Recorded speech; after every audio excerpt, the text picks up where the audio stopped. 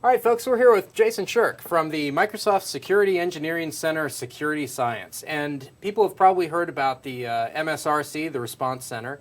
Maybe not so much this group. Tell me a little bit about your group and what you do.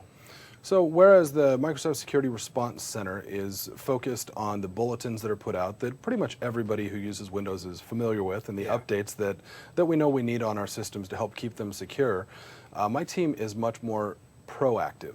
We're involved in researching where security is going, making sure that we're ahead of the curve, making sure we know what hackers are doing.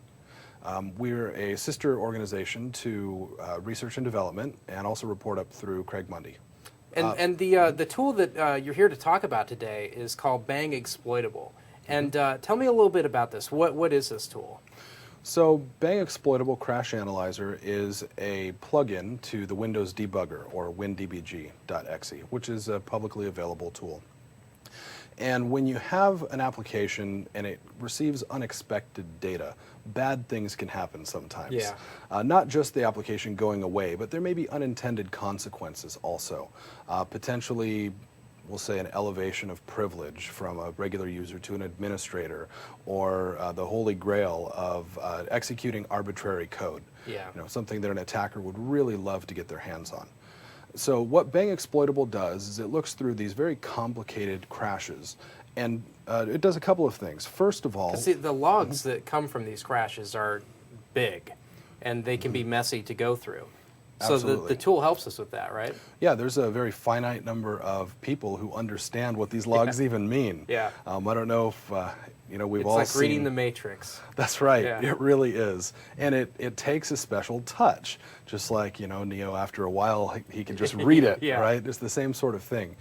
And because it is so difficult, and the pool of resources to interpret those crashes is so limited. The first thing that the tool does is it helps us understand what crashes belong to what issues in the code. Because you can have... How was that done before the tool? What was the normal process? Manually. So someone has to go through all of those. Correct. Someone with a high level of knowledge, someone can read the Matrix, has to sit and sift through all of these. Absolutely, and it can take a really long time. A crash might take just a couple of minutes to look at and understand what's going on if it's a well-known issue, or it can take days or longer for a single crash. So if you're dealing with crashes in, you know, the tens or the hundreds or the thousands even, that can, you know, really suck some resources. And how did Bang Exploitable Crash Analyzer change that? So we take some hashes of the programs and of the crashes particularly, and kind of see what caused the crash to happen. We have a major hash, which we can get really technical and go into what all those things are, and we have a minor hash. A major hash says basically that there's a problem in this general area of code, whereas a minor hash says this is the exact thing that happened. And you can have several minors to one major. So a major bucket tells us generally this piece of code has some issue, but the minors say, well, there's maybe different ways to get to this piece of code. Just like with your car, if you're losing power and the car's making a funny noise, it could all be a problem with your fuel injectors. Yeah. So it automates the process of taking these crashes and narrowing them down. That's the first thing that it does. An example that we've got of that is we took kind of an internal competition, actually, before the last Blue Hat. And we took an application that Microsoft acquired in a rather large acquisition that had never been tested before for security, and we handed it to 4 teams of highly skilled hackers. Yeah. And they used these various tools to try and find bugs in a 2-week period.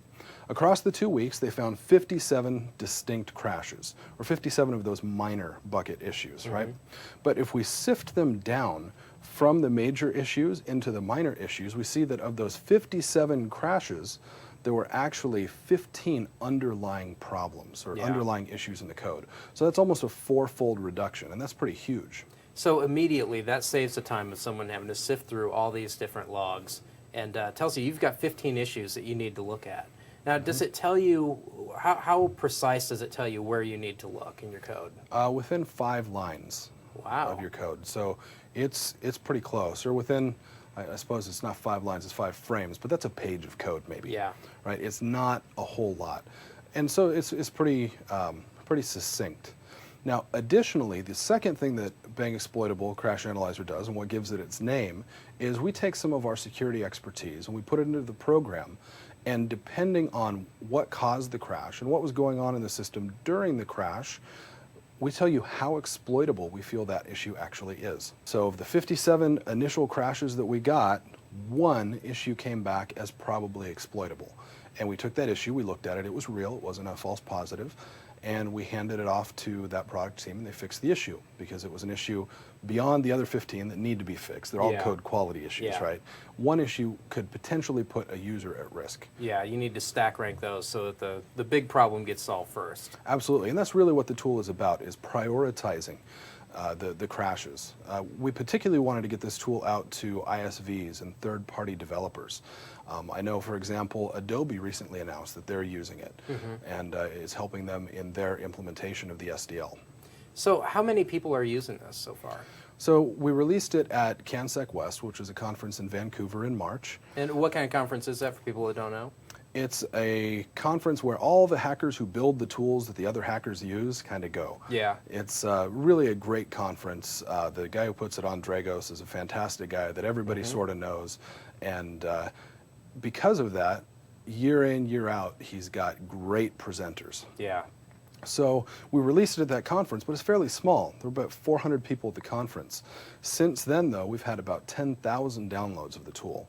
So we've got a lot of people using it. So this tool is for security, but it seems like it would be just a general great tool just for bugs in general. Right now we're seeing it mostly used within the security realm, but we see it expanding certainly into just general development because of the usefulness of it. And in fact, beyond that, if people think that there are useful things that they can do with it, we didn't just release the tool and send everybody a binary. This is open source. Really, So, it's not a proprietary, vastly expensive tool then. That's right.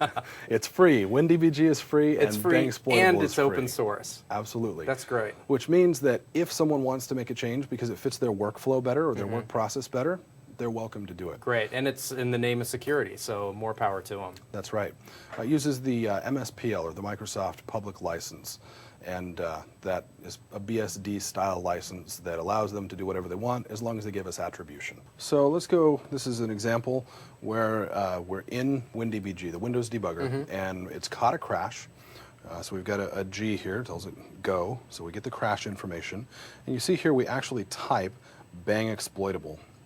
And it comes back and it tells us very simply that this issue is probably exploitable and why.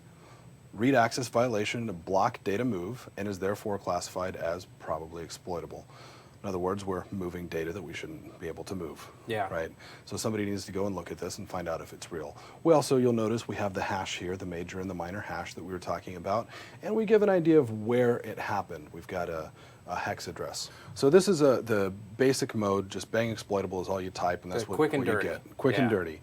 And this is what most people need. Beyond that, we've got a verbose mode. Yeah. Now this is for the security expert to look at, and it tells them a little bit of information about the basic block beyond what we said before. We know that this is an exception. This is a different issue that we're looking at here.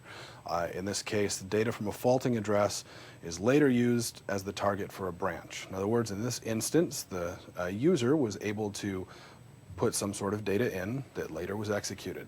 Again, probably exploitable. Yeah. It's not a slam dunk, depends on what the data is, but somebody really needs to look at it.